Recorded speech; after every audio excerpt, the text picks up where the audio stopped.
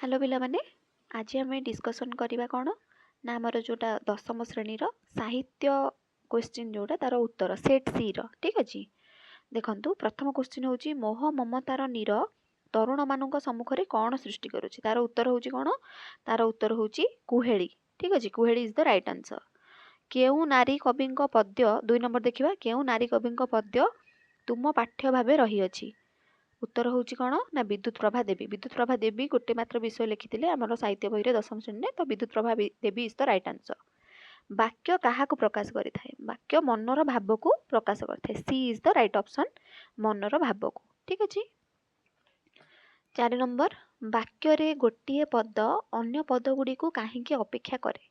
वाक्य रे आमर गोटे पद अन्य पद गुड़ी को अर्थबोधकता अपेक्षा करे D is the right answer.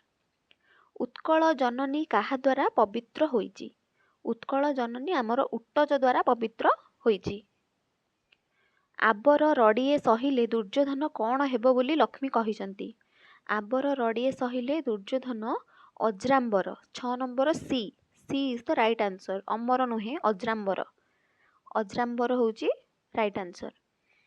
जेतेबेले आधुनिक सभ्यतार आदर्श प्रत्येक जानिबे सेतेबेले कहार ध्वजा उड़िबो सेतेबेले आमर शांतिर नुहे सेटा होची मैत्रीर ध्वजा उड़िबो। Right answer is the 7 number D होची मैत्री।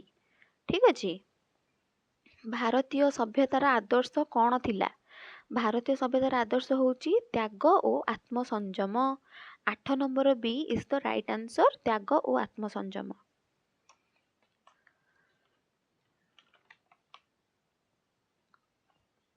9 नंबर देखिबा नरेन्द्र विवेकानंद को जन्म देबा पई केउ स्थान एंतुड़ीशाल होइथिला।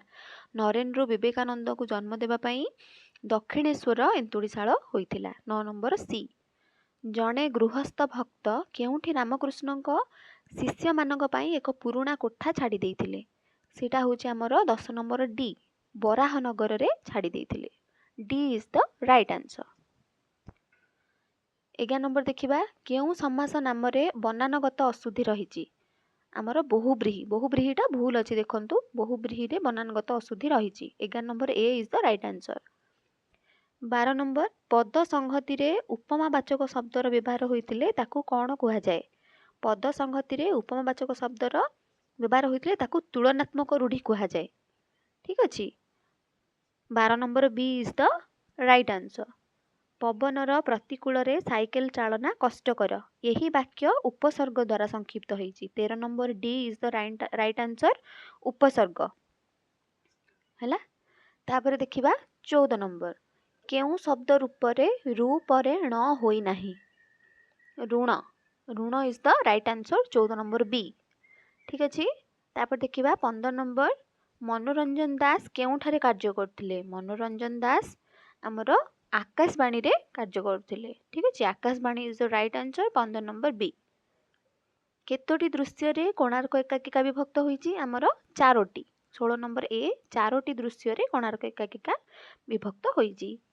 मंगले अइला उषा पद्य केउ छंद रे रचित मंगले अइले उषाटा आमर चोखी एटा मु कन्फर्म नुह आई थिंक चोखी हबो 7 नंबर सी। ठीक अच्छे। 8 नंबर देखिबा केउ कविता पुस्तक पई कवि अनंत पट्टनायक केंद्र साहित्य एकाडेमी पुरस्कार पाइथिले आमर अबांतर पुस्तक पई। ठीक अच्छे अबांतर पुस्तक पई से तांको गोटे पुरस्कार दिया जाइथिला सेटा होची केंद्र साहित्य एकाडेमी पुरस्कार 18 नंबर ए हबो। ठीक अच्छे। 19 नंबर देखिबा किणा जाइथिबा काठर नाम कोन थिला किणा जाइथिबा काठर नाम थिला ध काठ 19 number C is the right answer. 20 number देखिबा 20 नंबर होची अंगद चौधरी केउ विश्वविद्यालय छात्र थिले अंगद चौधरी आमर केउंटी थिले आमर नालंदा विश्वविद्यालय छात्र थिले। ठीक अच्छे।